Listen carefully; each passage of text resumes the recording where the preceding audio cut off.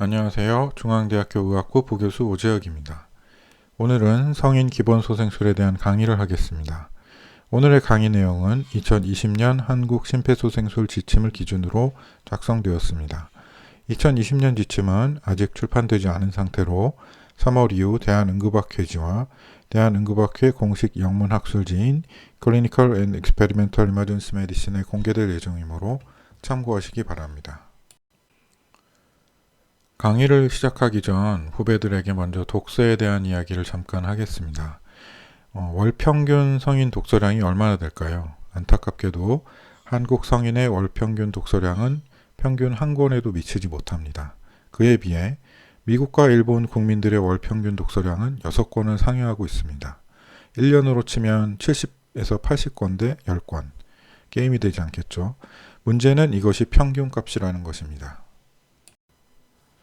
2018년 교수 독서 실태 설문조사의 결과는 더 충격적입니다. 한국의 지성사회를 대표하는 교수들의 연간 독서량이 미국이나 일본의 성인 평균 독서량에도 미치지 못하고 있습니다. 물론 교수들의 연간 독서량은 성인 평균값보다 5배 이상이지만 우리의 경쟁국가 국민들의 평균 독서량보다는 낮다는 사실이 과연 한국의 경쟁력이 미래에도 유지될 수 있을 것인지에 대해 심각한 의구심을 초래하기에 충분할 것 같습니다. 독서에서 잠깐 넘어가서 여러분은 중앙대학교의 교육 이념이 뭔지 알고 계신가요? 대부분 알고 계실 거라고 생각합니다. 바로 의에 죽고 참에 살자입니다. 이 말은 정의로움을 바탕으로 진리를 추구하자는 뜻이겠죠. 교육과 연구의 전당인 대학은 예로부터 진리 추구를 최우선 목표로 삼아왔습니다. 연세대학교의 교육 이념은 진리가 너희를 자유롭게 할 것이다. 서울대학교의 교육 이념은 진리는 나의 빛이라고 표방하고 있으며 이는 그 유명한 하버드 예일 대학교도 마찬가지입니다. 쉽게 말해 여러분이 대학에 입학한 것은 의사가 되겠다는 현실적인 목표도 있겠지만 근본은 진리를 추구하고 밝히기 위한 데 있는 셈이죠. 자, 그럼 진리를 밝히기 위해서 과연 무엇을 해야 할까요? 우선 책을 읽어야 됩니다. 그렇기 때문에 진리를 추구하는 대학에서 가장 투자를 많이 하는 곳 중 하나가 바로 도서관입니다. 여러분들 잘 아시는 중앙대학교 서울 캠퍼스 학술정보원입니다. 제가 학교를 다니던 1990년대에 비해서 너무 좋아졌습니다. 그때는 신간서적은 구경하기도 힘들었었고 대부분의 책들이 지금은 찾아보기도 힘든 갱지를 이용한 복사본이거나 학위 논문이 거의 대부분이었습니다. 그래서 도서관은 그냥 공부하는 독서실이지 책을 찾아서 읽고 새로운 지식을 접할 수 있는 창구라고 보기는 어려웠었죠. 그런데 요즘 도서관에 가보면 불과 한두 달 전에 출간된 신간들도 여러 권씩 책장에 진열되어 있어서 조용한 열람실을 걸으며 책 표지를 눈으로 훑어보다 보면 시간 가는 줄도 모를 정도입니다. 현재 중앙대학교 학술정보원은 176만 권의 장소를 보유하고 있으며 3,600석의 열람실을 제공하고 있습니다. 학부 학생은 한 번에 10권의 책을 2주간 대출할 수 있습니다. 대학원생은 20권을 한 달까지, 그리고 교수는 40권을 3개월까지 대출할 수 있죠. 엄청나죠? 전 대학 교수가 되고 나서 받는 가장 큰 혜택 중에 하나가 40권의 책을 3개월까지 대출할 수 있는 것이라고 생각했습니다. 여러분들은 도서관 열람실을 한 달에 몇 번 정도 찾아가시나요? 현재 몇 권의 책을 대출받아서 읽고 계신지 한번 생각해 봅시다.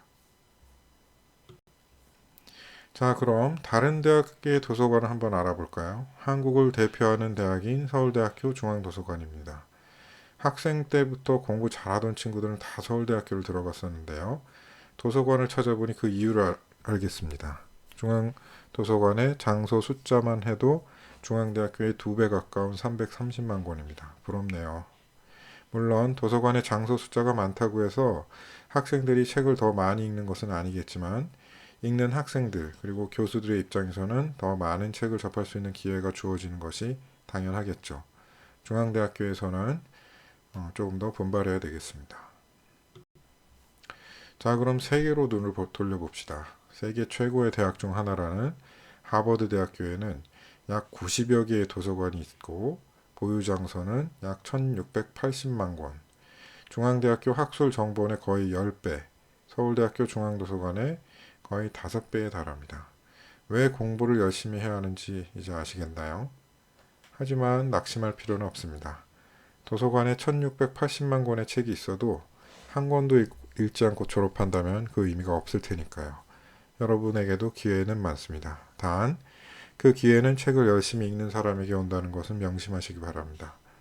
중국의 시성 두보는 1만 권의 책을 읽으면 글쓰기에서 신의 경지에 오를 수 있다고 말했습니다. 과연 평생 1만 권의 책을 읽을 수 있을까? 그리고 1만 권의 책을 읽으면 나한테 어떤 변화가 생길까? 궁금하지 않으신가요? 저도 도전해보고 싶습니다. 쉽지는 않겠죠. 사설은 여기까지 하고 이제부터 수업을 시작해 보겠습니다. 기억나는 학생이 혹시 있나요? 아마 여러분은 너무 어릴 적 일이라 모르시는 분들이 많을 텐데요. 2000년 잠실운동장에서 LG와 롯데가 경기를 하던 중 롯데 자이언츠 소속의 임수혁 선수가 갑자기 쓰러졌습니다. 심실세동으로 쓰러졌지만 당시에는 이와 같은 응급 상황에 대한 대비가 전혀 이루어지지 않은 상태였죠. 결국 심폐소생술이나 제세동 등 중요한 치료를 초기에 제공받지 못한 채 서울 아산병원으로 이송된 임수혁 선수는 다행히 심장이 다시 뛰기는 시작했지만 심각한 뇌 손상이 후유증으로 긴 투병 생활을 하다가 결국 2010년에 사망했습니다. 임수혁 선수 사건을 계기로 한국 사회의 심폐소생술과 자동 심장 충격기 등 응급처치의 필요성이 대두되는 계기가 되었죠. 오늘 강의의 학습 목표는 다음과 같습니다.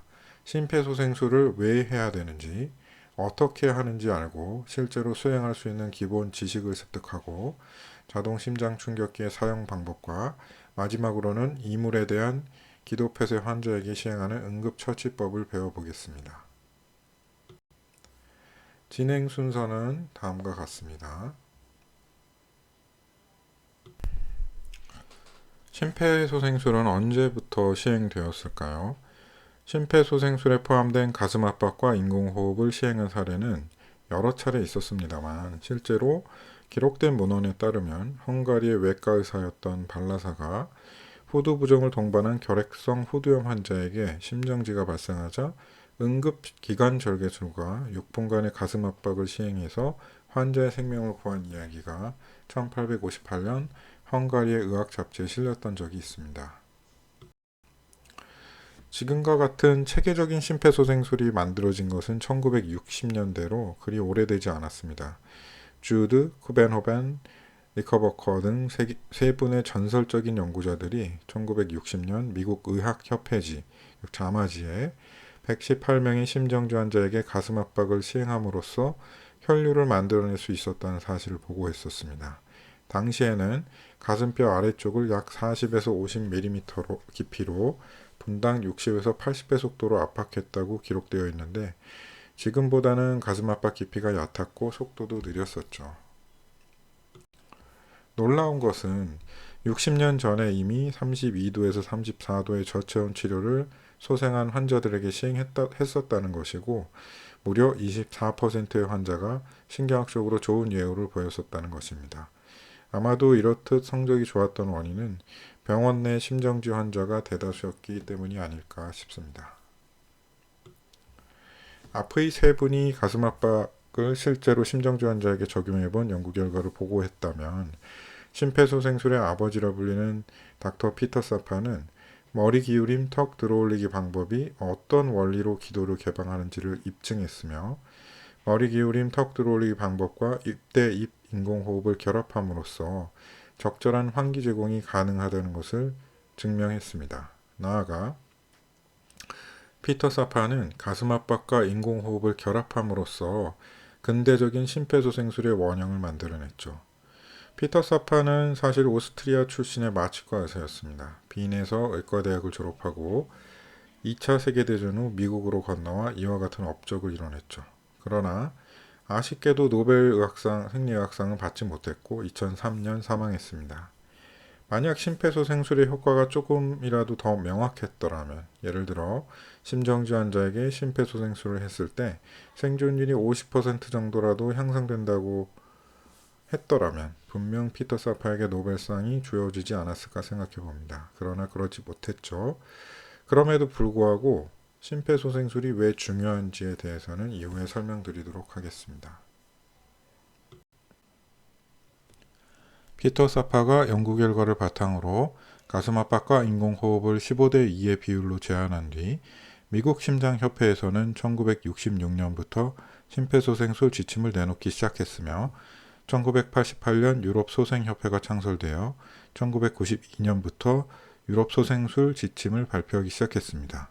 그러던 중 1993년 인터내셔널 리아ison 커미티 온 리서시테이션이라는 즉 일코라는 단체가 결성되었고 2000년 최초로 국제 심폐소생술 지침이 발표되기에 이르렀죠. 한국의 경우 2002년 대한심폐소생협회가 창설되었으며 아시아 소생협회 일원으로 일코에 참여하고 있습니다. 일코에서는 2005년부터 각국의 심폐소생술 지침의 원형이 되는 국제합의 권고안을 5년 단위로 발표하고 있으며 미국 심장협회, 유럽소생협회, 대한심폐소생협회에서는 일코의 국제합의 권고안을 토대로 개별 심폐소생술 지침을 발표하고 있습니다. 작년 가장 최근 국제합의 권고안인 2020년판이 새로 발표되었으며 각 단체의 심폐소생술 지침 역시 업데이트되었습니다.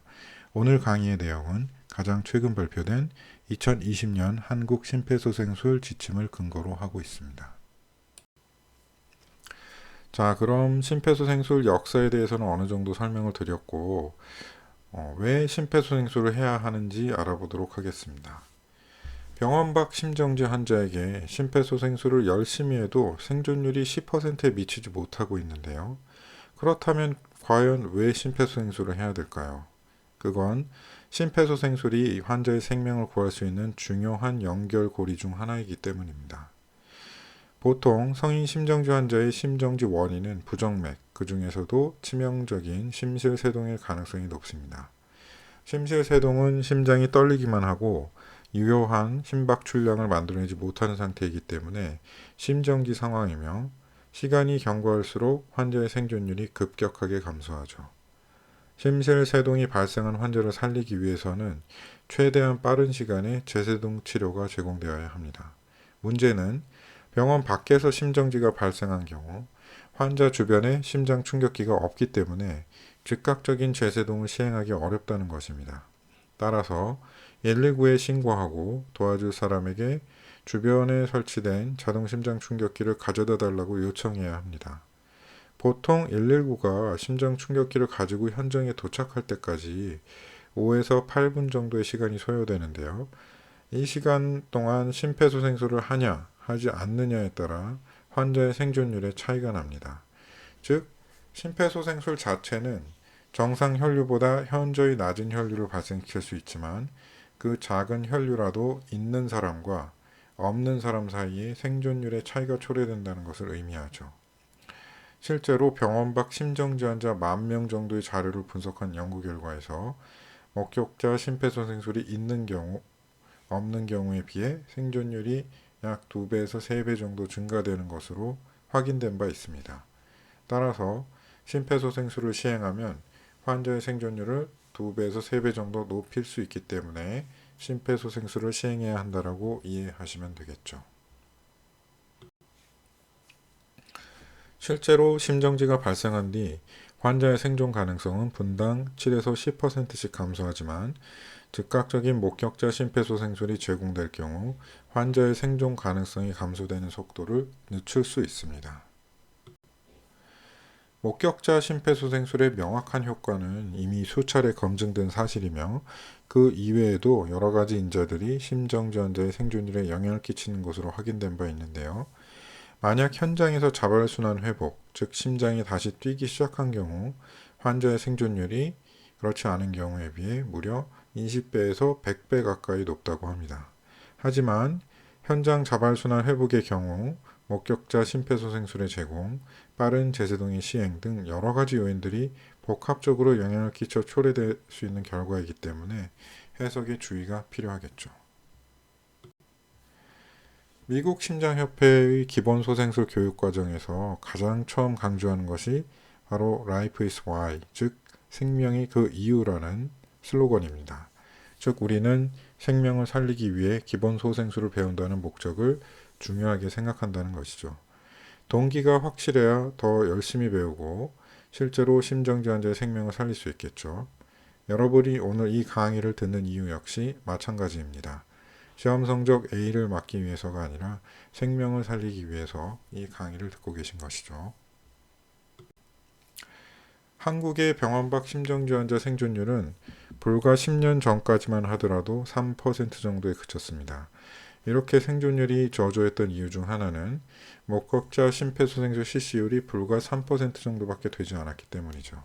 하지만 일반인 대상 심폐소생술 교육이 확대됨에 따라 생존율이 점차 향상되었고 가장 최근에 발표된 2018년 통계에서는 8.7%로 선진국의 10%에 근접할 정도로 생존율이 향상되었으며 목격자 심폐소생술 실시율 역시 21%까지 향상되었습니다. 그러나 아직 가야 될 길이 많이 남았습니다. 주요 선진국의 목격자 심폐소생술 실시율은 50% 이상으로 보고되고 있기 때문에 심폐소생술 교육의 보급에 더 노력해야 되겠죠. 중앙대학교 병원 응급의료센터로 내원하는 병원 밖 심정지환자의 치료 성적입니다. 생존 퇴원 환자 숫자가 최근 늘어나긴 했는데 2018년 기준으로 생존 퇴원율이 15% 정도에 머무르고 있어 더 노력할 필요가 있겠습니다. 물론 한국의 병원 밖 심정지환자 평균 생존율인 8.7%보다는 높지만 응급의료 시스템의 접근성이 높은 서울 대도심에 위치한 상급 종합병원인 점을 고려했을 때 더 노력해야 될 것으로 판단됩니다. 병원 밖 심정지환자의 신경학적 예우 역시 마찬가지입니다. 심폐소생술 후 자발순환 회복이 된 병원 밖 심정지환자들의 퇴원 시 신경학적 예우입니다. 2016년 이후 좋은 신경학적 예우를 뜻하는 Cerebral Performance 카테고리 1, 2 환자의 숫자가 이전에 비해 늘어나긴 했지만 매년 증가 추세에 있다고 보기는 어렵네요. 앞의 슬라이드에서도 보았지만 심정지환자의 신경학적 예우는 대부분 Cerebral Performance 카테고리, 즉 CPC로 구분합니다. CPC 1은 신경학적 예우가 가장 좋은 경우로 도움 없는 생활이 가능하며 신경학적 손상이 경미하거나 없는 경우가 해당됩니다. CPC2 역시 좋은 신경학적 예우로 분류되기는 하나 일부 신경학적 손상을 동반하되 독립적인 활동이 가능한 경우이며 CPC3는 의식은 있으나 도움 없이는 활동이 어려운 경우가 해당됩니다. CPC4는 의식이 없고 생명 유지만 가능한 상태이며 CPC5는 사망한 경우를 가리킵니다. CPC는 전통적으로 많이 사용되어 왔고 대다수 연구에서 결과지표로 제시되고 있으나 평가자의 주관에 따라 CPC가 달라질 여지가 있으며 신경학적 결손이 전혀 없는 정상 회복된 경우와 그렇지 않은 경우로 구분하기 어렵다는 문제점 등이 있어서 다른 평가지표의 도입에 대한 요구가 있어 왔습니다.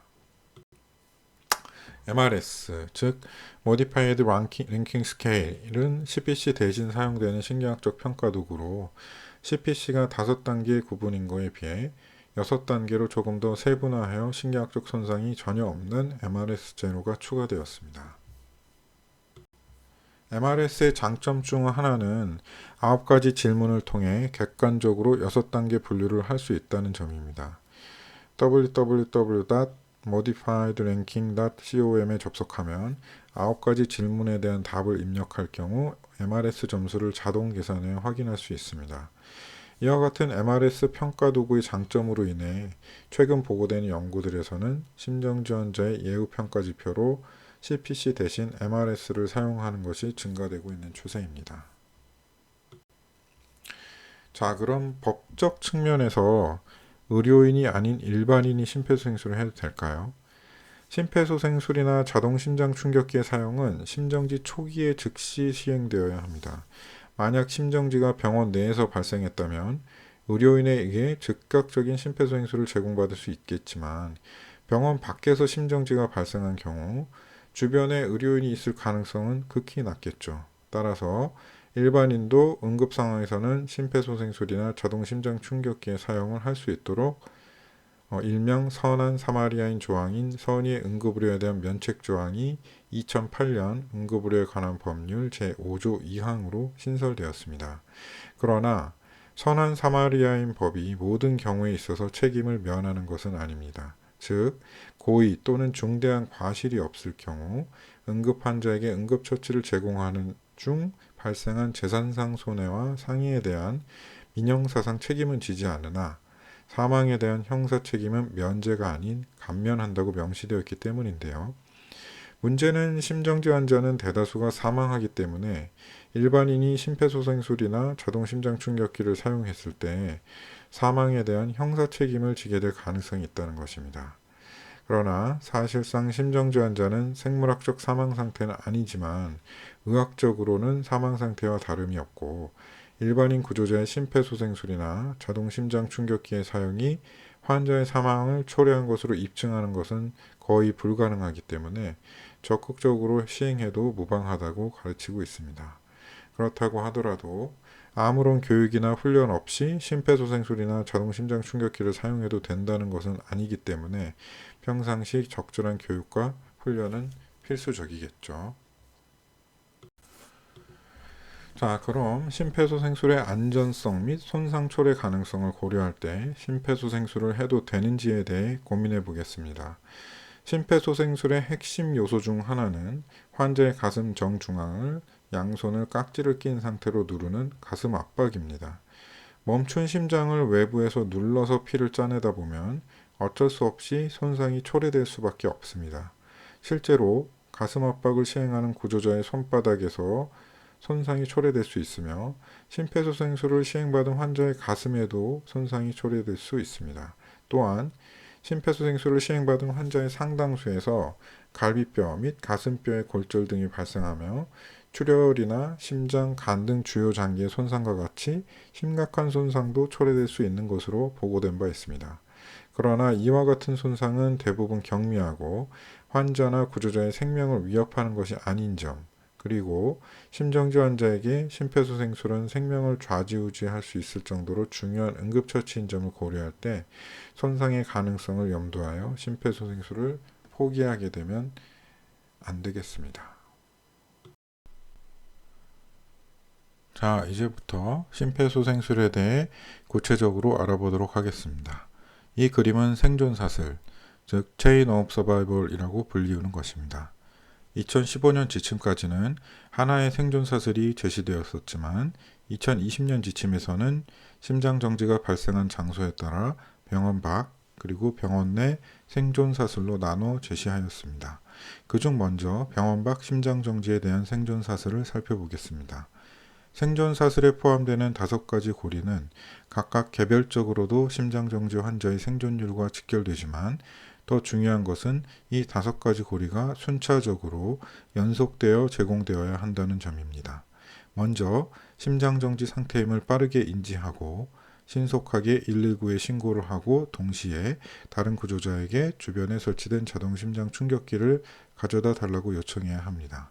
그리고 즉시 목격자 심폐소생술을 시행하여 심장정지 환자의 뇌와 심장으로 최소한의 산소를 공급하며 현장에 자동심장 충격기가 도착하면 신속하게 제세동을 시행하고 자발순환이 된 환자는 심정지센터로 빠르게 이송하여 효과적인 전문 소생술과 심장정지 후 치료를 제공할 때 병원 밖 심정지 환자의 생존율을 극대화할 수 있습니다. 병원 내 심장정지에 대한 생존사슬 역시 병원 밖과 유사합니다. 심장정지를 조기에 인지한 이후 즉시 소생팀을 호출하고 자동 제세동기를 요청하며 자동 제세동기가 현장에 도착하거나 소생팀이 도착하기 전까지 고품질의 심폐소생술을 제공하고 제세동기가 현장에 도착하면 즉시 제세동을 시행하며 효과적인 전문 소생술과 소생 후 치료를 연속적으로 제공함으로써 환자의 생존율을 향상시킬 수 있습니다. 또한 2020년 심폐소생술 지침에서는 생존사슬의 각 요소가 국가 및 지역사회 또는 의료기관의 심장정지 생존 환경에 영향을 받는 것을 고려하여 이런 다양한 생존 환경을 함께 제시함으로써 생존사슬을 더욱 구체화하였습니다. 병원 밖 생존 사슬은 심장정지 예방, 심폐소생술 교육, 심장정지 치료 체계의 구축과 평가 및 질 관리에 영향을 받을 수 있습니다. 또한 병원 내 생존 사슬은 신속 대응팀의 운영, 직원 심폐소생술 교육, 병원 내 심장정지 치료 체계의 구축과 평가 및 질 관리에 영향을 받을 수 있습니다. 이와 같이 생존 환경의 각 요소를 효율화함으로써 생존 사슬을 강화할 수 있습니다. 일반인이 현장에 설치된 자동 심장 충격기를 사용하여 제세동을 시행할 경우 병원 밖 심정지 환자의 생존율을 유의하게 높일 수 있습니다. 일본의 경우 한국보다 3, 4년 정도 빨리 선한 사마리아인 법을 제정하고 적극적으로 자동 심장 충격기를 보급한 결과 2013년에 이미 40만 대 이상의 자동 심장 충격기를 보급하였으며 최근까지 일본 국내에서 판매된 자동 심장 충격기의 숫자가 110만 대를 넘어선 것으로 알려진 바 있습니다. 그 결과 심실세동이 확인된 병원 밖 심정지 환자의 현장 제세동 실시율을 16.5%까지 향상시킬 수 있었습니다. 한국의 경우 2018년 기준 전국에 보급된 자동 심장 충격기의 숫자가 38,500대 정도에 불과해 일본의 20분의 1에도 미치지 못하고 있어 안타까운 현실입니다. 자동 심장 충격기는 한 대에 200에서 600만 원 정도에 이르는 고가이며 설치 후 설치 장소의 주체에 의한 관리 문제가 수반되기 때문에 정부의 예산 투입만으로 설치를 확대하는 것에는 한계가 있고 결국 시민의식의 향상을 통해 스스로 자발적으로 설치할 수 있도록 사회 구성원 각자의 노력이 필요합니다. 그러나 일본의 경우 법률로 강제하지 않았음에도 불구하고 자발적으로 100만 대 이상의 자동 심장 충격기를 설치한 점, 그에 반해 한국은 2007년 특정 장소의 자동 심장 충격기 설치를 법률로 의무화했음에도 불구하고 아직 설치된 자동 심장 충격기의 숫자가 4만 대에도 미치지 못하고 있는 점을 고려할 때 자동 심장 충격기의 보급률을 단시일 내에 높이는 것은 어렵지 않을까 판단됩니다.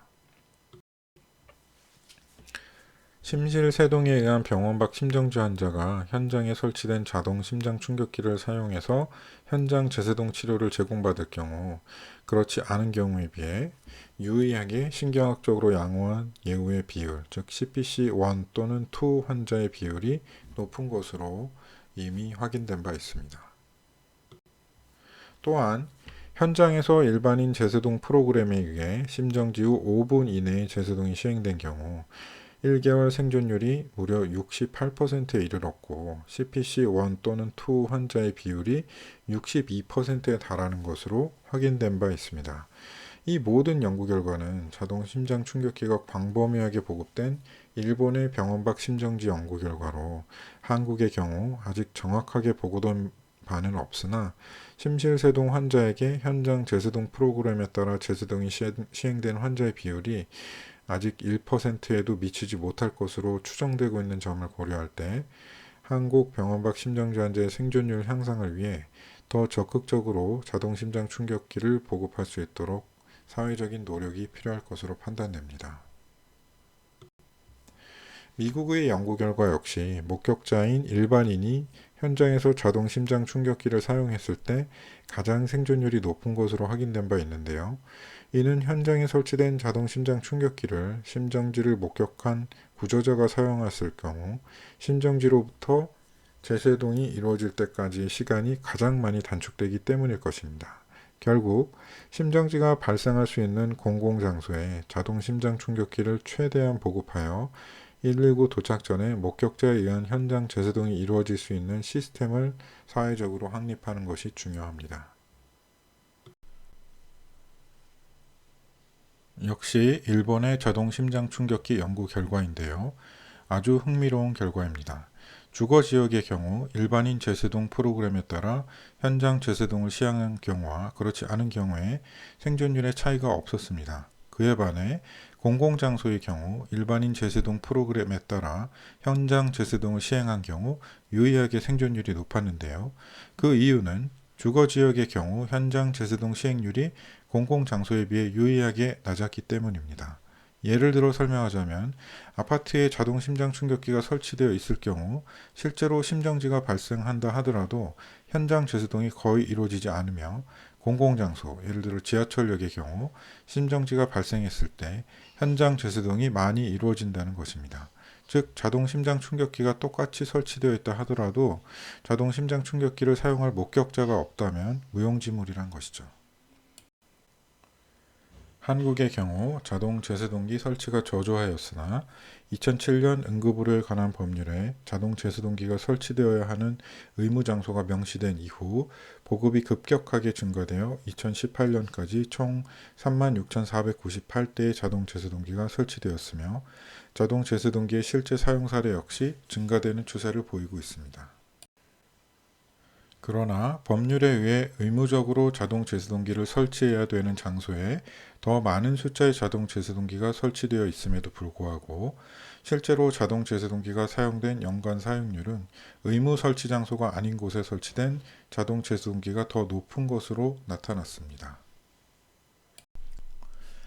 불균형의 원인을 찾기 위해 설치 장소를 공공장소와 주거장소로 나눠서 비교해 보았더니 이와 같이 일치되는 결과를 확인할 수 있었습니다. 즉, 공공장소의 자동 제세동기 사용률이 주거장소에 비해 높은 것은 미국이나 일본에서 보고하였던 연구 결과와 일치되는 것이었죠. 조금 더 자세히 살펴보자면 법률에 500세대 이상의 아파트에 의무적으로 자동 제세동기가 설치되어야 하는 것으로 명시되어 있고, 이에 따라 각 지자체와 아파트에서 적극적으로 자동 제세동기를 설치한 결과 11,318대의 자동 제세동기, 즉 전체 자동 제세동기의 31%가 아파트에 설치가 되었지만 아파트에 설치된 자동 제세동기의 연간 사용률은 겨우 0.13%로 극히 낮아 비효율적이라는 것을 확인할 수 있었습니다.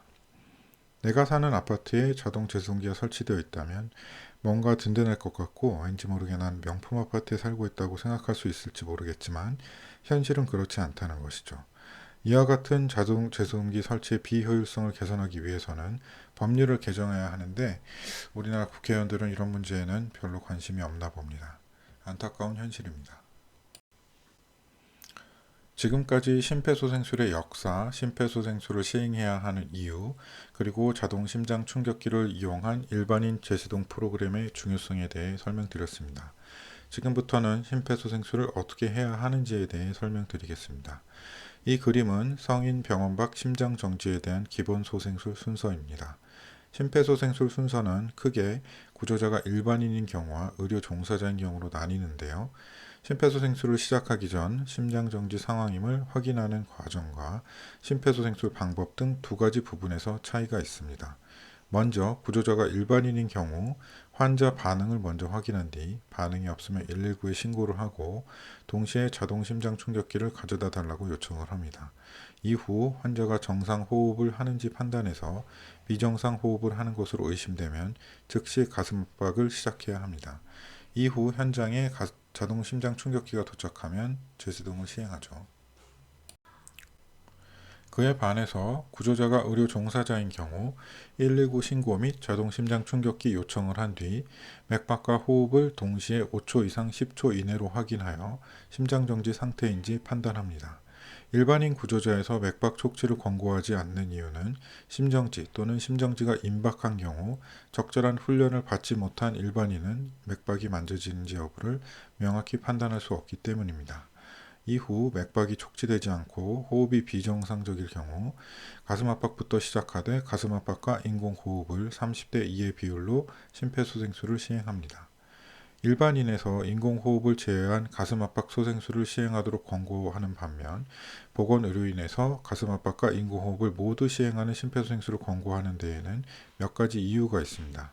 첫째, 인공호흡은 적절한 훈련을 받지 않은 경우 제대로 시행하기 어려운 술기이며, 둘째, 낯선 사람에게 입 대 입 인공호흡을 시행하는 것 자체를 꺼려해서 심폐소생술을 시도하지 않는 문제점도 있기 때문입니다. 또한 성인 심정지 환자의 대부분은 심실세동 등 심장의 문제에 의해 심정지가 급작스럽게 발생하는 경우가 대부분인데, 이 경우 환자의 폐, 혈관, 근육 등에 어느 정도의 산소가 남아있어 초기 4분 동안은 인공호흡보다 가슴압박의 중요성이 강조되는 이유도 있습니다. 2020년 지침에서 새롭게 반영된 내용은 현장 심폐소생술 시간입니다. 현장에서 6분간 심폐소생술을 시행한 후에도 자발순환 회복이 되지 않을 경우 병원으로 이송을 고려할 수 있으며, 만약 현장에서 전문 소생술을 제공할 수 있는 환경일 경우에는 현장 심폐소생술 시간을 10분까지 연장하되 직접 의료지도 의사의 판단에 따라 추가적인 연장도 고려할 수 있다는 내용이 추가되었습니다. 2020년 심폐소생술 지침에서는 병원 내 심장정지에 대한 기본 소생술 순서도 그림으로 제시하고 있습니다. 이 순서도에서는 신속 대응팀의 조기 경고 인지와 소생팀 호출에 대한 내용이 반영되었다는 것 이외에 의료 종사자용 병원 밖 심장정지 기본 소생술 순서와 큰 차이가 없습니다. 그리고 작년 2020년 우리 모두에게 큰 고통을 준 코로나19가 심폐소생술 지침에도 영향을 주었습니다. 바로 감염 의심 환자에게 심폐소생술을 할 경우 어떤 부분들을 고려해야 하는지가 기본 소생술 순서도에도 변화를 초래했죠. 앞에서 살펴본 기본 소생술 흐름도에 황색 박스가 추가된 것이 보이시죠? 구조자의 안전을 고려하여 마스크 착용이 포함되었고, 심폐소생술 중에는 우측 그림과 같이 환자의 얼굴을 천이나 수건 등으로 덮어서 환자의 호흡기에서 배출될 수 있는 분비물을 차단해야 합니다. 일반인의 경우 감염 위험을 줄이기 위해 인공호흡을 시행하지 않습니다. 마지막으로 심폐소생술을 마친 후 구조자는 국가 방역 수칙에 따라 가능한 빨리 비누와 물로 손을 깨끗이 씻거나 알코올 기반의 손 소독제로 손을 소독하여야 하며 옷을 갈아입을 것을 권장합니다. 만약 환자가 코로나19 확진 환자로 확인된다면 즉시 지역 보건당국에 연락하여 코로나19 검사와 자가격리 여부도 확인해야 합니다. 의료 종사자는 코로나 유행 시기에도 가슴 압박과 인공호흡을 30대 1호 반복하는 표준 심폐소생술을 시행하도록 권장되므로 공기 전파를 차단할 수 있는 마스크, 일회용 장갑, 일회용 방수성 긴팔 가운, 고글 등을 포함한 개인 보호 장구를 착용해야 합니다. 또한 N95 마스크를 착용하면 가슴 압박 중 구조자의 피로도가 증가하고 가슴 압박의 품질이 저하되므로 가능하면 기계식 압박 장치를 사용하거나 필요하면 가슴 압박 구조자의 교대 주기를 2분보다 짧게 단축해야 합니다. 인공호흡은 입대입 인공호흡이 아닌 백 마스크를 사용하되 가능하면 헤파 필터를 연결하고, 인공호흡을 할 때는 비말 생성을 줄이기 위해 가슴 압박을 멈춰야 합니다. 환자를 병원으로 이송할 때는 음압형 구급차 또는 음압이 유지되는 이송 장비를 사용할 것을 권장합니다. 마지막으로 심폐소생술 후에는 국가 방역 수칙에 따라 개인위생 및 구급차 소독 등 감염 방지를 위한 조치를 시행합니다. 다음 슬라이드부터는 세부 항목에 대해서 조금 더 자세히 살펴보겠습니다. 내 눈앞에서 갑자기 누군가 쓰러지거나 혹은 쓰러진 사람을 발견한 경우 가장 먼저 할 일은 현장의 안전을 확인한 뒤 쓰러진 사람의 의식을 확인하는 것입니다. 설령 심장정지 환자가 내 눈앞에 쓰러져 있다 하더라도 현장의 안전이 확보되지 않은 상황이라면, 예를 들어 화재 현장일 경우 환자의 반응을 확인하기 전에 환자를 안전한 곳으로 옮겨야 되겠죠. 현장의 안전이 확보된 이후에는 환자의 어깨를 가볍게 2번 정도 두드리면서 "여보세요, 괜찮으세요?" 라고 물어봐서 의식 상태를 확인합니다. 만약 반응이 없다면 도움을 요청해야 되겠죠. 물론 쓰러진 사람이 심장정지 상황이 아니라 단순히 과음을 해서 쓰러져 있는 것일 수도 있겠죠. 하지만 그와 같은 경우 역시 119에 도움이 필요한 것은 사실이므로 도움 요청 단계로 넘어가야 합니다. 2010년 지침까지는 반응 확인과 함께 정상 호흡 유무도 확인을 한 뒤 도움 요청을 했었습니다. 그러나 정상 호흡을 확인하는 과정에서 심장정지 호흡과 같은 불규칙한 호흡이 있을 경우, 실제로 심장정지 환자의 40에서 60% 정도에서는 심장정지 후 1분 이내에 호흡이 완전히 정지되는 것이 아니라 불규칙한 심장정지 호흡을 보입니다. 이 경우 특히 일반인 구조자는 환자가 심장정지 상태인지 아닌지 판단이 어려워 도움 요청이 지연되는 경우가 있었죠. 따라서 2015년 심폐소생술 지침부터는 반응 확인만 하고 바로 도움 요청을 시행하도록 심폐소생술 순서가 변경되었습니다.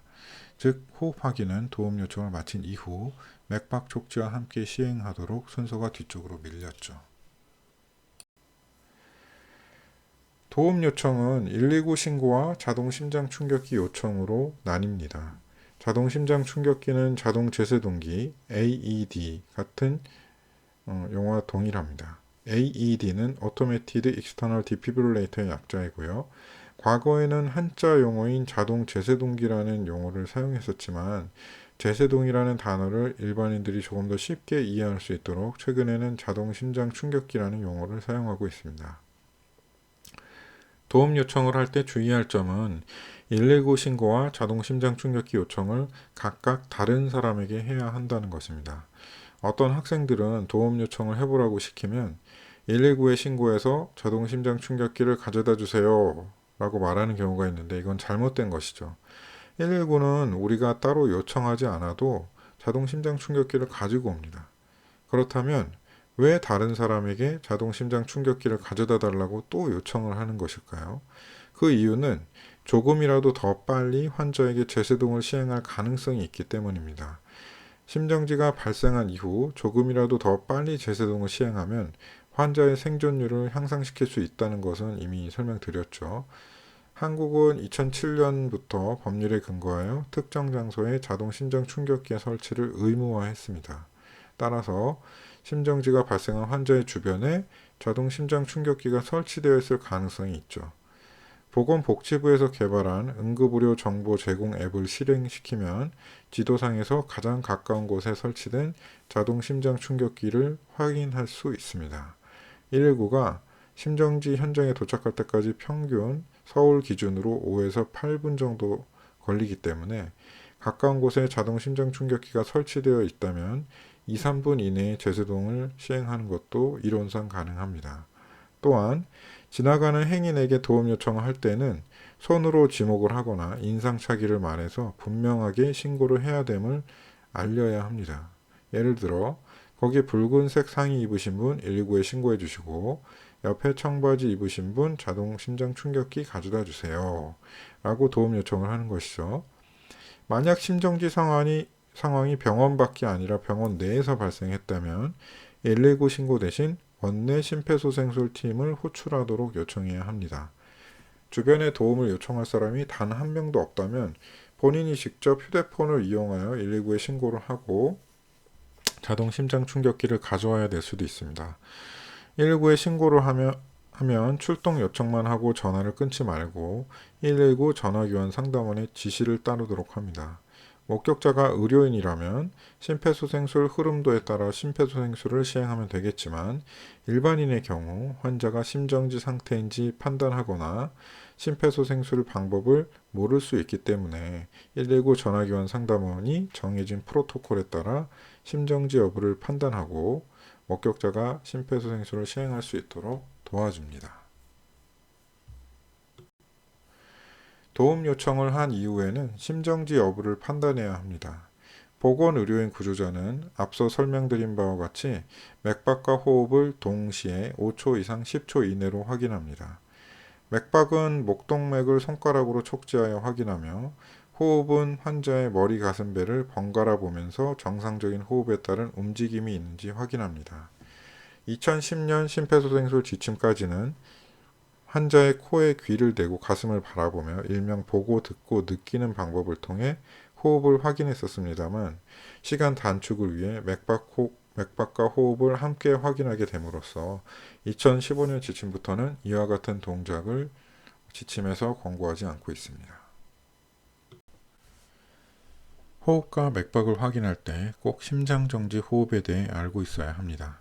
심장정지 호흡은 agonal respiration, agonal breathing, gasping respiration 등으로 불리는데 실제로 환자는 심장정지 상태임에도 불구하고 불규칙한 호흡 운동을 보이는 상태를 가리킵니다. 임종을 지켜본 경험이 있는 학생들은 알 수 있을 텐데요. 실제로 심장정지 후 초기 1분간 약 40에서 60% 정도의 환자에서 나타나며 얕은 숨을 불규칙하고 아주 느리게 쉬는 것 같은 움직임을 보입니다. 심장정지가 발생한다 하더라도 혈액과 근육에는 산소가 어느 정도 남아있고 뇌관은 살아있기 때문에 반사호흡 움직임을 보이는 것이죠. 일반인뿐만 아니라 의료인이라 하더라도 심장정지 호흡을 정상 호흡으로 착각해서 심폐소생술의 시작이 지연되는 경우가 종종 보고된 바 있으므로 환자가 불규칙한 호흡을 보이고 맥박 촉지 여부가 확실하지 않을 경우에는 시간을 지체하지 말고 가슴 압박을 시작해야 합니다. 유튜브 등에서 심장정지 호흡을 검색해보면 실제 상황을 촬영하거나 시연한 동영상이 많이 올라와 있으므로 시간 될 때 확인해 보시기 바랍니다. 심정지 상황으로 간주되면 즉시 가슴 압박부터 시작해야 합니다. 가슴 압박을 정확히 하려면 몇 가지 중요한 사항을 알고 계셔야 합니다. 첫째, 어디를 눌러야 할까요? 심폐소생술 지침에서는 가슴뼈의 아래쪽 2분의 1 지점을 누르라고 나와 있습니다. 자, 그럼 가슴뼈의 아래쪽 2분의 1 지점이 어디일까요? 불행하게도 가슴뼈의 아래쪽 2분의 1 지점에 대한 해부학적 표지자가 아직 밝혀지지 않았습니다. 과거 심폐소생술 지침에서는 양측 유두를 연결하는 가상선이 가슴뼈와 만나는 곳을 누르면 된다고 언급했었지만 2007년 분당 서울대학교 병원 연구팀의 연구 결과 양측 유두를 연결하는 가상선이 가슴뼈와 만나는 지점 아래에는 심실이 아닌 대동맥 유출로가 위치하는 것으로 확인된 바 있습니다. 즉, 우리가 압박해야 하는 좌심실보다 높은 곳을 누르게 된다는 것이죠. 물론 해당 연구는 심정지 환자가 아닌 일반 환자의 가슴 전산 단층 촬영 검사를 영상을 분석한 결과였기 때문에 제한점이 있었지만 양측 유두를 연결하는 가상선이 가슴뼈와 만나는 곳을 누르라는 문구는 결국 심폐소생술 지침에서 삭제되었습니다. 그 대신 가슴뼈의 아래쪽 2분의 1 지점을 눌러야 된다는 이론적인 문구만 지침에 남게 되었죠. 가슴뼈의 길이는 성인 기준으로 대략 20에서 22cm 정도 되며 너비는 4에서 5cm 내외입니다. 가슴 압박을 할 때 양손으로 깍지를 끼고 손꿈치 부위를 가슴뼈에 밀착해서 압박을 하게 되는데 성인 구조자의 손꿈치 길이가 대략 8에서 9cm 정도, 너비가 4에서 5cm 정도 되므로 이론적으로는 손꿈치가 밀착되는 부위의 면적이 해부학적으로는 정확히 가슴뼈의 면적의 절반 정도 되는 셈이죠. 물론 가슴뼈의 아래쪽 2분의 1을 누르는 것이 그 아래에 심실이 위치해 있기 때문이지 손꿈치의 면적이 가슴뼈 2분의 1 면적과 일치하기 때문은 아닙니다.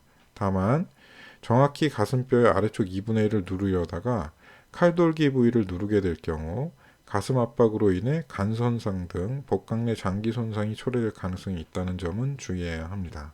따라서 심폐소생술 실기 교육을 할 때는 이론적으로는 가슴뼈의 아래쪽 2분의 1 지점을 눌러야 하지만 실제로는 가슴 정가운데를 누르되 칼돌기 부위는 누르지 않도록 주의하라고 가르치고 있습니다. 따라서 정확한 가슴 압박 위치에 대한 해부학적 지표는 아직 밝혀진 바 없고 추가적인 연구가 필요한 상황이라고 이해하시면 되겠으며 이론적으로는 가슴뼈 아래쪽 2분의 1 지점을 눌러야 되지만 실제 가슴 압박을 할 때는 가슴 정가운데를 누른다고 하셔야 되겠습니다. 아무래도 논란의 여지가 있는 부분이라 차후 개정될 심폐소생술 지침에서는 바뀔 수도 있겠네요. 그럼 어떤 자세가 가슴 압박을 위한 최적의 자세일까요? 그림에서 보듯이 압박 지점을 손꿈치를 이용해서 수직 방향으로 누를 수 있는 자세를 취해야 합니다. 즉 팔꿈치는 쭉 펴고 가슴 압박 도중 굽히지 않아야 하며 양측 어깨는 가슴 압박 지점의 수직 상방에 위치해야 합니다. 이런 자세를 유지해야 하는 이유는 구조자의 상체 체중을 손꿈치에 최대한 싣기 위해서인데요. 심정지 환자의 가슴을 약 5cm 정도 누르기 위해서는 평균 50kg 중 정도의 힘이 필요합니다. 따라서 팔의 힘만으로는 5cm를 누를 수 없습니다. 최대한 체중을 싣고 압박을 해야 되는 이유죠. 또한 손꿈치가 아닌 손바닥 전체로 가슴을 압박할 경우 가슴뼈의 너비를 벗어나는 부위를 압박하게 되어 갈비뼈 골절이 초래될 수 있습니다. 따라서 손꿈치만 가슴뼈에 밀착하고 손가락을 포함하는 그 이외의 부분은 그림과 같이 들어 올리고 가슴 압박을 시행해야 합니다. 그런데 실제로 가슴 압박을 해보면 체중을 싣고 압박을 해도 상당히 힘듭니다. 왜냐하면 가슴을 누를 때는 체중에 힘을 싣고 누를 수 있지만 눌렀던 손을 들어 올릴 때에는, 즉 가슴을 이완시킬 때에는 중력의 역방향으로 온전히 구조자의 근력을 이용해서 들어 올려야 되기 때문이죠. 따라서 가슴 압박 깊이와 가슴의 이완은 상호 보완적인 관계에 있습니다. 가슴 압박 깊이에 신경을 쓰다 보면, 즉 체중을 싣고 가슴 압박을 하다 보면 완전한 가슴 이완이 안 되고, 가슴 이완을 완전하게 하려다 보면 압박 깊이가 감소하는 시기죠. 따라서 고품질의 가슴 압박을 위해서는 상당한 훈련이 필요합니다. 적절한 가슴 압박 깊이를 약 5cm 정도라고 앞서 잠깐 말씀드렸는데요. 사실 2010년 지침까지만 하더라도 권고되는 가슴 압박 깊이는 최소 5cm 이상이었습니다. 1코 국제협의 권고안이 최소 5cm에서 약 5cm로 바뀐 이유는 2014년 서큘레이션지에 실린 한 편의 논문 때문이었습니다. 이 연구는 병원 밖 심장정지 환자 10,000명을 대상으로 심폐소생술 중 가슴 압박 깊이를 모두 측정한 뒤 환자의 생존율과 관계를 분석했었는데, 그 결과 놀랍게도 가슴 압박 깊이가 깊어질수록 환자의 생존율이 계속 증가되는 것이 아니라 45.6mm에서 가장 높은 생존 퇴원율을 보이고, 그보다 가슴 압박 깊이가 깊어지면 오히려 생존율이 감소된다는 것이었습니다. 일코는 이 연구 결과를 수용하여 2015년 발표된 국제협의 권고안에서 가슴 압박 깊이 권고안을 약 5cm 정도로 변경하였습니다. 그러나 사실 이 연구에는 큰 문제점이 있었죠. 10,000명의 병원 밖 심장정지 환자들의 체격이 모두 동일하지 않았던 것을 간과한 것입니다. 즉, 이 연구 결과는 평균값일 뿐이지 모든 심정지 환자가 45.6mm의 압박 깊이를 유지했을 때 생존율이 증가된다고 볼 수는 없다는 것입니다.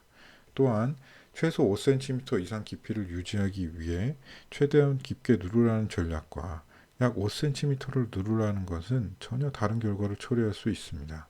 왜냐하면 실제로 가슴 압박을 시행하는 구조자는 자기가 몇 cm를 누르는지 모르기 때문이죠.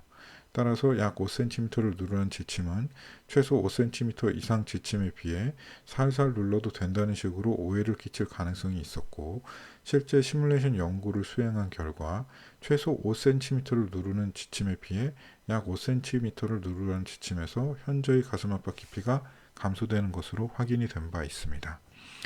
2015년 미국 지침과 유럽 지침은 공교롭게도 이와 같은 1코 국제협의 권고안을 수용하지 않고 이전의 지침을 그대로 유지하여 최소 5cm 이상 누르라고 권고를 했는데, 그 부가적인 설명으로 평균 가슴 압박 깊이가 6cm를 초과할 경우 늑골 골절의 빈도가 유의하게 증가된다는 연구 결과를 반영해서 6cm를 넘지 않도록 주의해야 한다고 명시하고 있었습니다.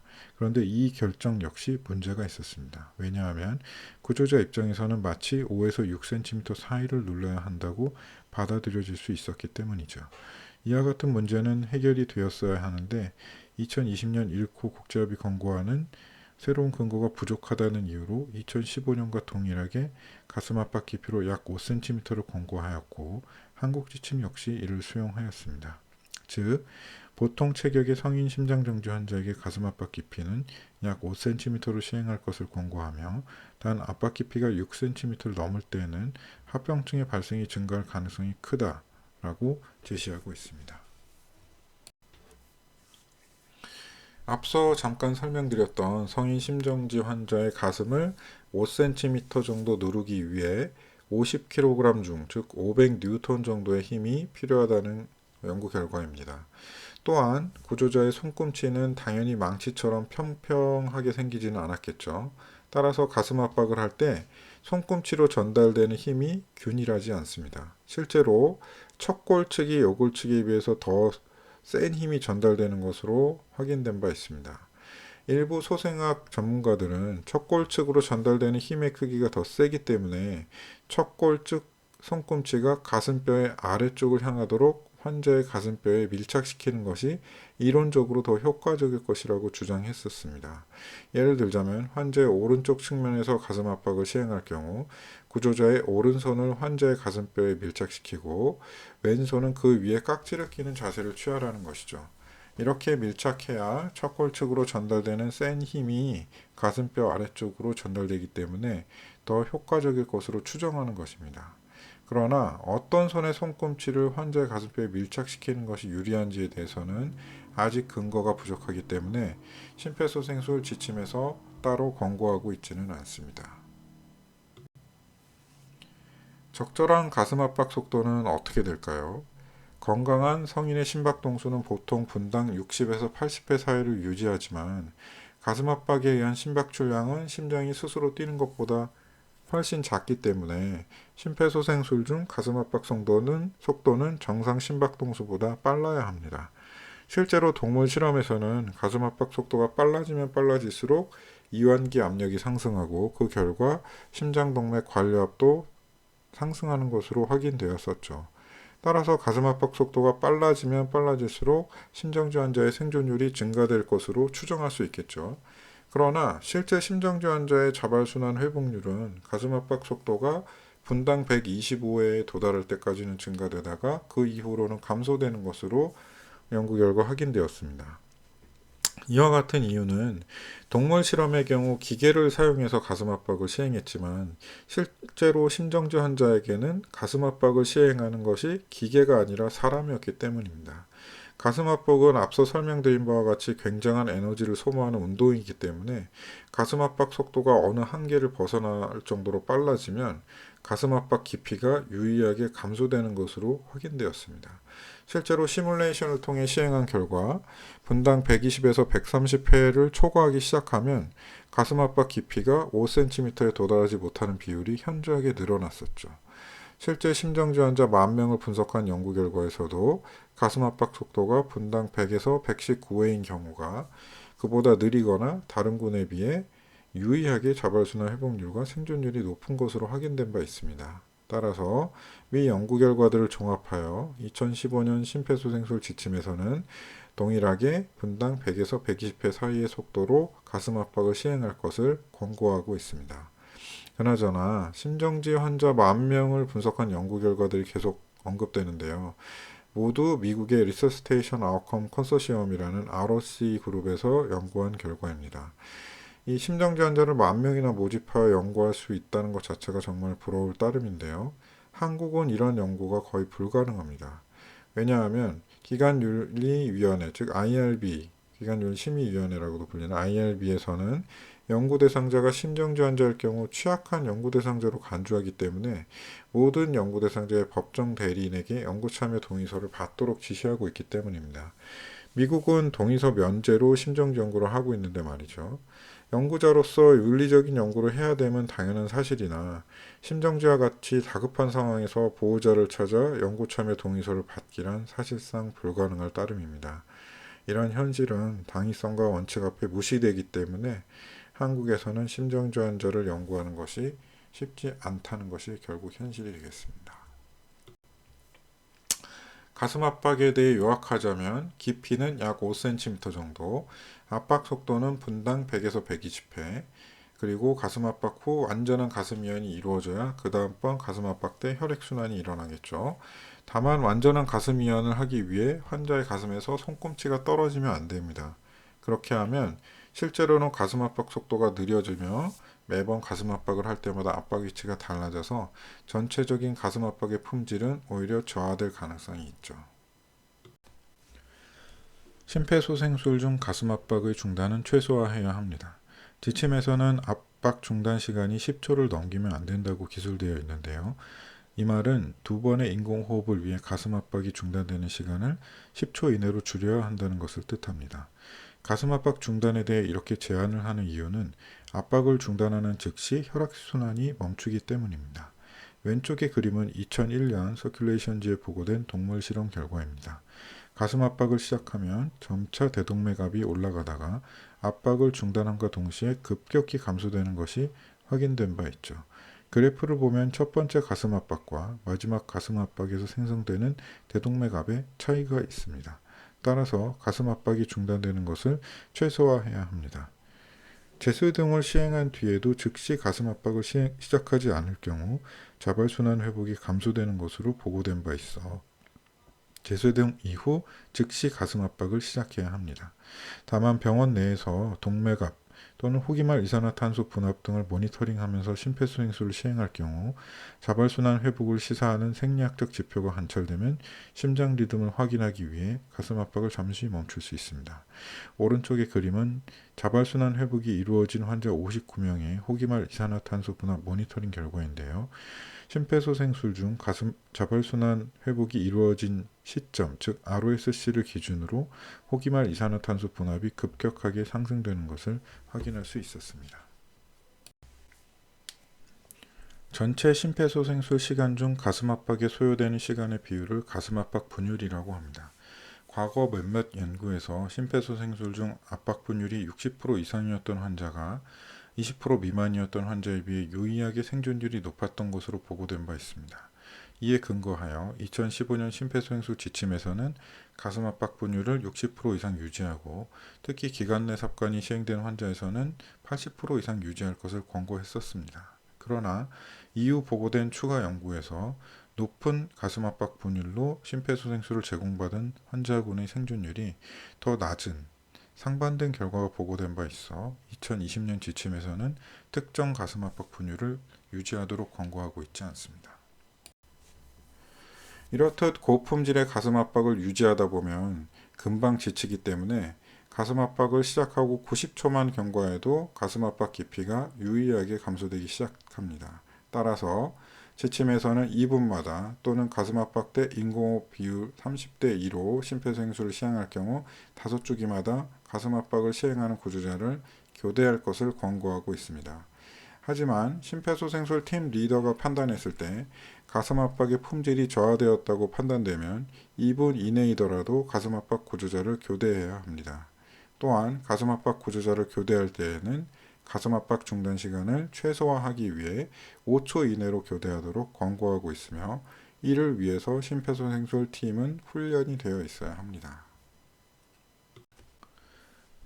심폐소생술 동작 분율이란 가슴 압박과 이완에 소요된 총 시간, 즉 가슴 압박 1회에 걸리는 총 시간 중 가슴 압박에 소요된 시간의 비율로 정의됩니다.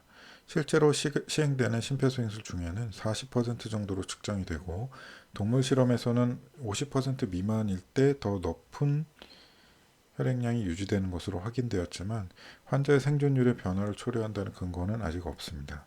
또한 가슴 압박을 기계가 아닌 사람이 시행하는 환경에서 동작 분율을 40%로 맞추라고 권고한다고 하더라도 그렇게 유지할 수 있는 방법이 없기 때문에 교육상 편의를 위해 2020년 지침에서는 가슴 압박과 이완에 걸리는 시간을 동일하게 할 것을 제안하였습니다.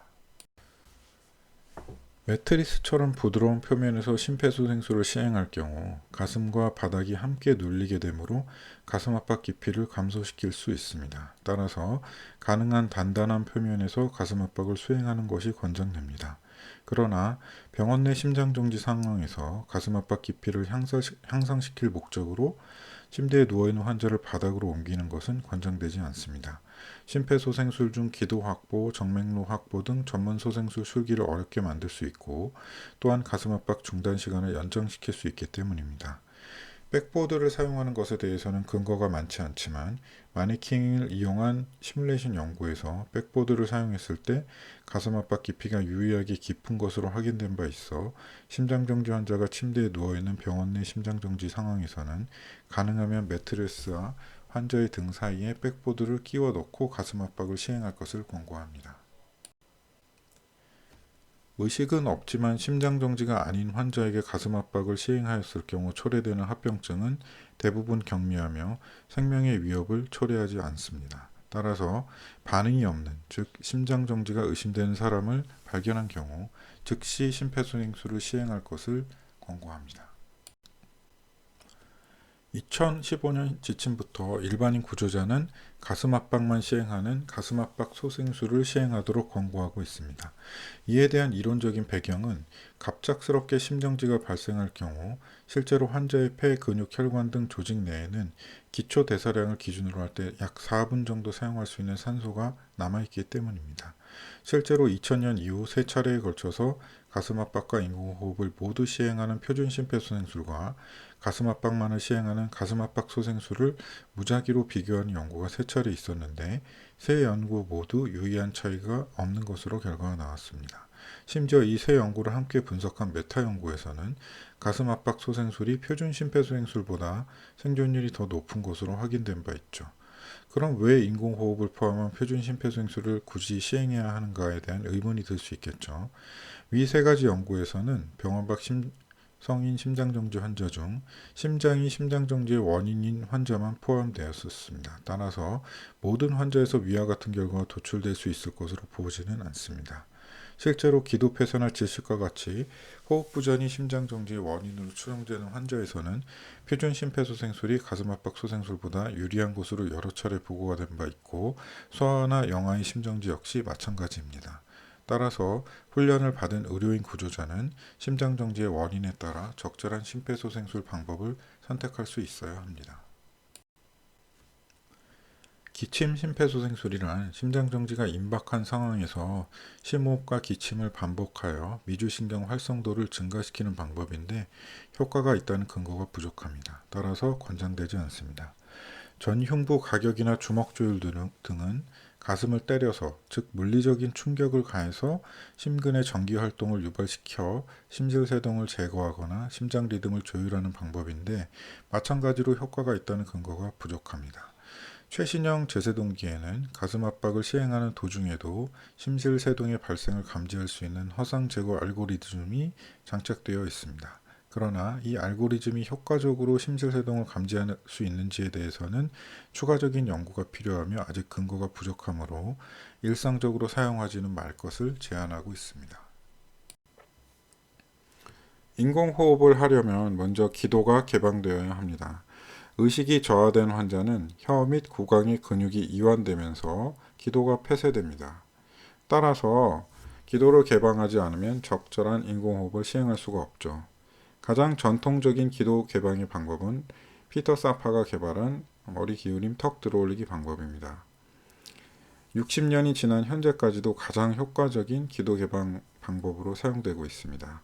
이미 1900년대 초부터 유럽의 마취과 의사들 사이에서 이와 같은 방법이 환자의 기도를 개방한다는 것을 경험적으로 알고 있었는데요. 실제로 이 방법이 기도를 개방한다는 사실을 최초로 과학적으로 입증한 사람이 바로 피터 사파입니다. 더군다나 피터 사파는 머리 기울임 턱 들어올리기 방법과 인공호흡을 결합하여 적절한 동맥혈 내 산소 농도를 유지할 수 있다는 사실까지 인간 대상 연구를 통해 증명했었습니다.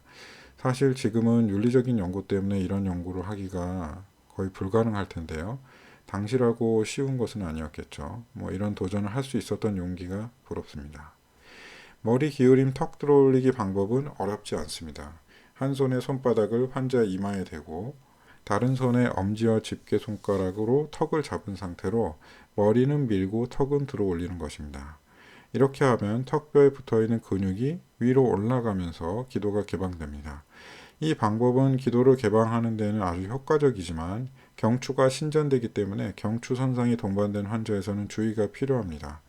그런 경우에는 턱 밀어 올리기, 일명 저 스러스트 방법을 시도할 수 있습니다. 그러나 저 스러스트 방법을 이용할 경우 입 대 입 인공호흡을 시행하기 어렵습니다. 한 사람은 저 스러스트 방법으로 기도를 개방하고 다른 한 사람이 백마스크 환기기구를 이용해서 환기를 제공해야 하죠. 따라서 이런 장비가 없고 두 명의 숙련된 보건의료인이 없는 현장에서는 머리 기울임 턱 들어올리기 방법을 사용합니다. 경추 손상의 가능성보다는 환자의 생명을 구하는 것이 우선되기 때문이죠. 기도를 개방하는 자세를 유지하면서 입 대 입 인공호흡을 시행합니다. 심정지 환자는 가슴 압박을 시행하더라도 심장이 스스로 수축하는 정상 상태에 비해 아주 낮은 양의 심박 출량이 가슴 압박에 따라 발생합니다. 그 결과 폐순환도 감소되죠. 따라서 정상 성인에서 요구되는 일회 환기량보다 더 작은 양의 환기량으로도 충분합니다. 보통 정상 성인의 경우 체중 1kg당 8에서 10cc 정도의 일회 환기량이 요구되지만 심정지 환자에서는 체중 1kg당 6에서 7cc, 즉 500에서 600cc 정도의 일회 환기량을 적용하면 충분한 것이죠. 문제는 백마스크 환기기구가 있을 경우 환기량을 어느 정도 조절할 수 있지만 입대 입 인공호흡을 시행할 때에는 그것을 조절하기 어렵다는 데 있습니다. 따라서 과거 연구 결과를 바탕으로 인공호흡을 제공하면서 환자의 가슴이 올라오는 것을 육안으로 확인할 수 있을 정도의 환기량을 제공하도록 지침에서 권고하고 있습니다. 이 연구 결과는 무려 70년 정도 전인 1950년대에 시행된 것인데요. 기관 내관을 기도에 삽입한 뒤 전신 마취를 시킨 환자에서 400에서 500cc 정도의 환기량을 제공할 경우 가슴이 올라오는 것을 육안으로 확인할 수 있었다는 것이 그 연구 결과입니다. 황당하지만 이런 실험은 지금 윤리적 이유 때문에 할 수가 없습니다. 또한 가슴이 올라오는 것이 과연 어느 정도 올라오는 것을 뜻하는지 주관적으로 판단할 수밖에 없는 것이어서 문제가 있죠. 그럼에도 불구하고 이를 극복할 만한 더 좋은 근거가 아직까지 발표되지 않았기 때문에 현재에도 지침에서는 가슴이 올라오는 것을 육안으로 확인할 수 있을 정도의 일회 환기량을 제공한다 라고 권고하고 있습니다. 여러분이 더 좋은 근거를 찾을 수 있다면 심폐소생술 지침도 바꿀 수 있겠죠. 한 가지 더 주의할 사항은 1초에 걸쳐 인공호흡을 시행한다는 것의 의미를 정확히 알아야 한다는 것입니다. 심정지 환자는 위식도 괄약근이 이완되므로 과다한 환기량 또는 환기 압력이 높아질 경우 인공호흡으로 제공되는 환기량이 환자의 폐가 아닌 위로 전달될 가능성이 있습니다. 그렇기 때문에 위팽창이 초라되고 위팽창은 결과적으로 횡격막을 상승시키며 흉곽 내 압력을 상승시키기 때문에 결과적으로 이후 가슴 압박으로 인한 심박출량을 감소시키는 악영향을 초래하게 됩니다. 따라서 고품질의 심폐소생술을 위해서는 과환기를 금지하며 환기 속도도 일정 속도로 천천히 제공해야 합니다. 다만 인공호흡을 제공하는 것으로 인해 어쩔 수 없이 초래되는 가슴 압박 중단 시간을 10초 이내로 최소화해야 하므로 충분한 연습이 필요하겠죠. 마지막으로 입대 입 인공호흡을 시행할 때에는 환자의 콧구멍을 반드시 막아야 합니다. 만약 여러분이 입이 아주 커서 환자의 입과 코를 모두 덮을 수 있다면 막지 않아도 되겠죠. 실제로 영아 심폐소생술을 시행할 때에는 영아의 입과 코를 모두 구조자의 입으로 둘러싼 뒤 입대 입코 인공호흡을 시행하기도 합니다. 그러나 성인 환자의 입과 코를 모두 막는 것은 아마도 불가능하겠죠. 따라서 이마를 누르는 손의 엄지와 인지를 이용해서 환자의 콧구멍을 막고 인공호흡을 시행합니다. 자, 지금까지 가슴 압박과 인공호흡에 대해 살펴봤습니다. 그럼 이 두 가지의 비율은 어떻게 될까요?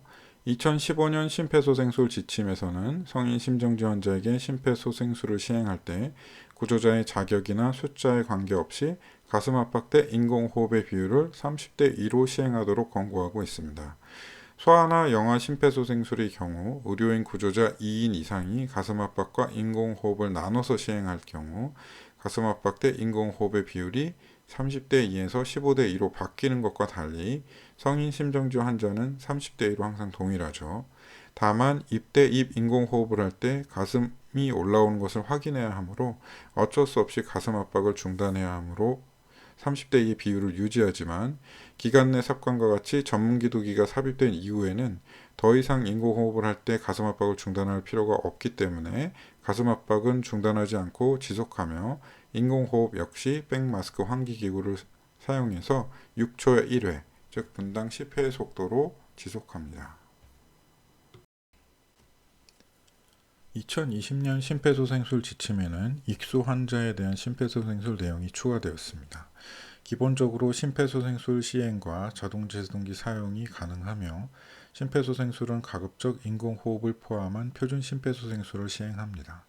또한 잘 훈련된 장비를 갖춘 수상구조팀의 경우 물속에서 심폐소생술을 시행하거나 또는 구명보트 위에서 심폐소생술을 고려할 수 있습니다. 익수 환자의 예우 지표로는 침수 시간만이 유의하게 사용 가능하며 그 이외의 연령, 응급의료 측의 반응 시간, 물의 유형, 수온, 목격 여부는 연관이 없어 사용하지 않을 것을 제한하고 있습니다. 자, 이제 자동 심장 충격기의 사용법에 대해서 알아보겠습니다. 자동 심장 충격기는 의료인이 아닌 일반인도 사용할 수 있는 의료 장비입니다. 앞으로 의료인이 되실 여러분들은 당연히 사용할 수 있어야 하겠죠. 다행히 사용법은 아주 쉽습니다. 일단 전원을 켭니다. 그러면 그 다음 어떤 동작을 수행할지 자동 심장 충격기가 말로 설명을 해줍니다. 일부 고급형 자동 심장 충격기는 화면으로 다음에 수행할 동작에 대한 설명이나 애니메이션을 보여주는 경우도 있습니다. 하지만 작동 순서를 미리 알고 있다면 더 침착하게 대응할 수 있겠죠. 일단 전원을 켜면 자동 심장 충격기가 환자 가슴에 패드를 붙이세요 라고 알려줍니다. 패드를 붙이는 위치는 병원에서 사용하는 수동 제세동기를 사용하여 제세동을 할 때 제세동기에 패드를 밀착시키는 부위와 같습니다. 패드 위 그림으로 붙이는 위치를 표시해 놓은 경우가 대부분이므로 하나는 오른쪽 가슴의 가슴뼈와 빗장뼈 사이 공간에 다른 하나는 왼쪽 가슴의 심천부에 부착합니다. 다만 패드를 붙일 위치 피하에 심박동기 등이 삽입되어 있을 경우 약 8cm 정도 떨어진 위치에 패드를 부착해야 하며 두 패드 사이에 심장이 관통할 수 있도록 위치를 잡아야 합니다. 만약 오른쪽 가슴과 왼쪽 가슴에 붙이는 패드가 심장을 관통시키기 어려울 것으로 판단되면 차라리 심장의 앞과 뒤쪽의 등에 패드를 부착하도록 합니다. 패드를 부착하면 그 다음으로는 패드의 케이블을 본체에 연결해야 하는데 최근 출시된 신제품들은 대부분 패드의 본체 케이블이 연결된 상태로 출시됩니다. 여하튼 케이블을 연결하면 자동으로 심장 리듬 분석이 시작되며 동시에 자동 심장 충격기에서 분석 중 환자에게서 떨어지세요 라는 멘트가 나옵니다. 이때는 환자를 만지거나 가슴 압박을 시행하면 안 됩니다. 그럴 경우 실제로 제세동이 필요하지 않은 상황인데도 불구하고 자동 심장 충격기가 제세동이 필요한 상황으로 오판할 가능성이 있습니다. 리듬 분석이 끝나면 다음의 두 가지 상황 중 하나의 결정을 내립니다. 첫째, 제세동이 필요한 경우 제세동이 필요합니다. 충전 중이라는 멘트가 나오면서 바로 제세동이 필요한 에너지를 충전하기 시작합니다. 이때에는 지체 없이 가슴 압박을 다시 시작하면 됩니다. 둘째, 제세동이 필요하지 않을 경우 제세동이 필요하지 않습니다. 필요하면 심폐소생술을 시작하세요라는 멘트가 나옵니다. 이때에는 환자 상태를 확인해서 호흡과 맥박이 있을 경우 자발순환 회복이 이루어진 것으로 판단하며 만약 호흡이나 맥박이 명확하지 않으면 제세동이 필요하지 않은 심정지 상황이므로 즉시 가슴 압박부터 시작하는 심폐소생술을 시작합니다. 어느 경우나 동일하게 가슴 압박을 시작하면 되겠죠. 다만 전자의 경우 제세동에 필요한 에너지가 모두 충전된 경우 자동 심장 충격기 본체에 있는 제세동 버튼이 전멸하기 시작하면서 제세동을 시행하라고 지시합니다.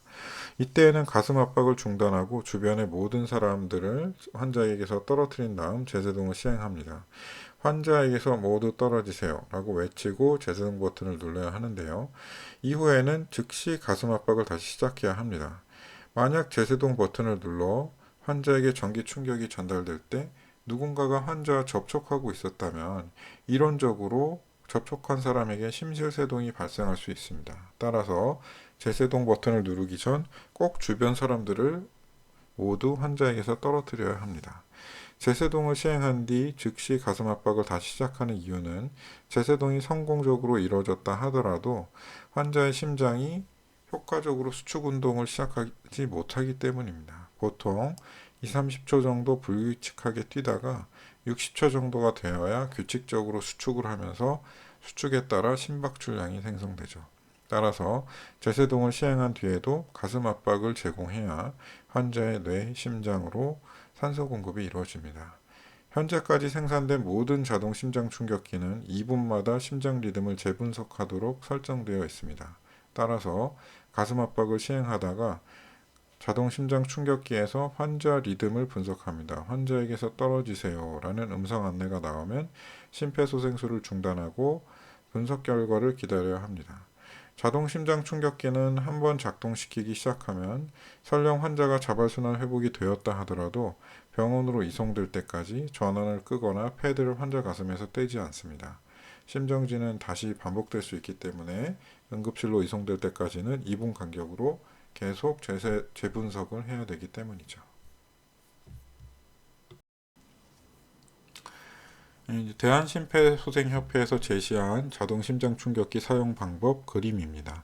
말로 설명드린 것보다 그림으로 보여주니까 더 이해하기 쉽죠.